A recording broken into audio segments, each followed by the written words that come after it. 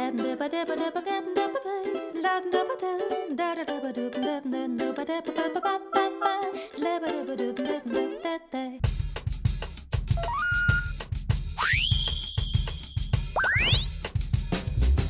there, my name's Karymnn, and today I'm making Arroz Caldo, which is a traditional Filipino dish that my mama used to make for me when I was growing up.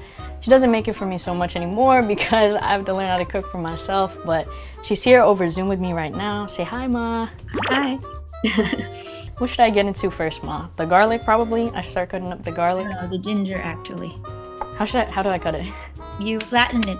You just flatten it and then chop it roughly. Squeeze the aroma and the flavor. And then you chop your garlic. The same thing. You know how to do that. Ma, when did you learn how to make Arroz Caldo? When I came over here, Did you look it up? No, there wasn't the internet, was there? it was trial and error. 'Cause nobody has to teach you. So I'm gonna go ahead and cut up all of this green onion, but only the white part is gonna go in first with the garlic and the ginger. But the rest of it, the green part, I'm gonna cut up as well for the garnish later. So I've got green onion, ginger, and garlic all chopped up. Wait, do I put it all together? Onion first. Onion first. Onion for a few seconds, and then the ginger. And then the garlic. You don't want it brown either. You want it still pale. And then it'll be quick. After that, you put in your chicken. I use chicken thighs for most of the dishes just because I like that it has a lot of fat. It makes it a little tastier to me. I pre-boiled it just so that it would take shorter to cook. And supposedly, you're also getting the broth from it. I forgot to save the broth. But if you're making it at home and following along here, when you pre-boil it, save that water for broth.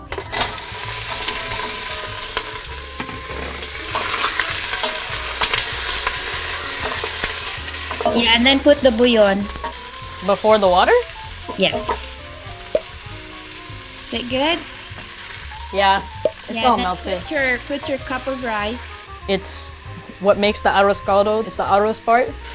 You make sure the rice are kind of coated with the oil, like you keep stirring it. This is the curry, and this is the cumin. It's probably about 1/4 teaspoon each.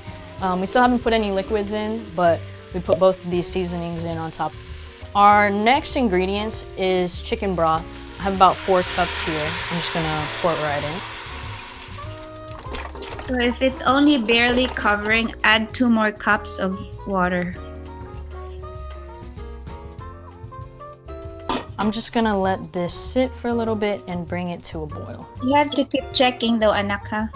That because you need to keep stirring it because you don't want the rice to stick in the bottom.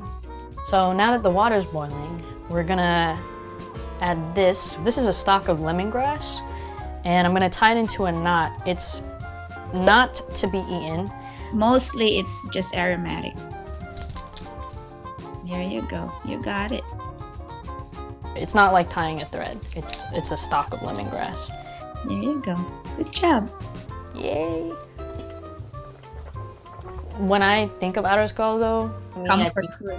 it's pretty similar to congee too, isn't it, Ma? Yeah, so it's a fusion of the Chinese and the Spaniards, and the Filipino took it and make it their own too. So right now, once the rice starts to thicken up, is when I'm gonna add the other seasonings, such as salt, pepper. Next thing I'm gonna add is fish sauce. This is really salty, so a little bit goes a really long way, but it really does make a difference. Once you add a little bit of fish sauce, it adds like another Dimension. Can you see that, Ma? Yeah. Oh, you still have a long way to go.